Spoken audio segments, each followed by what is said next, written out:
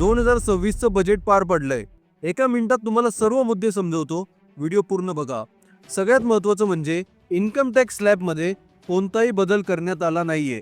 कॅन्सरसाठी लागणाऱ्या 17 औषधांची custom duty कमी करण्यात आली आहे, म्हणजे ते स्वस्त होतील।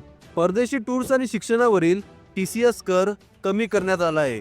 याशिवाय medical equipment, mobile, batteries, solar panel, EV cars, CNG स्वस्त करण्यात आले आहे आणि लक्झरी घड्याळ, इम्पोर्टेड दारू, सिगरेट, विडी, पान मसाला, गुटखा, अमोनियम फॉस्फेट असणारी खतं आणि मूव्हीजसाठी लागणारा इम्पोर्टेड कॅमेरा या सर्व गोष्टी महाग करण्यात आल्या आहेत। तसेच सेमीकंडक्टर मिशनसाठी 40,000 कोटींची तरतूद करण्यात आली आहे। ऑप्शन ट्रेडिंगवरचा STT कर वाढवण्यात आला आहे, जो आधी फ्युचर्ससाठी 0.02% होता, तो आता 0.05% करण्यात आला आहे आणि ऑप्शन्ससाठी 0.10% होता, तो आता 0.15% करण्यात आला आहे। तसेच बुलेट ट्रेनसाठी प्रोत्साहन आणि शेतकऱ्यांचे उत्पन्न वाढवण्यासाठी प्रयत्न केले जाणार आहेत। वाईट गोष्ट मला ही वाटते की सोने चांदीचा भाव इतका वाढतोय, देशातले युवक बेरोजगार आहेत, जॉबचे प्रॉब्लेम आहेत आणि डॉलर आज 92 रुपयांच्या जवळ जाऊन पोहोचलाय, तरी याबद्दल बजेटमध्ये कुठलीच चर्चा नव्हती।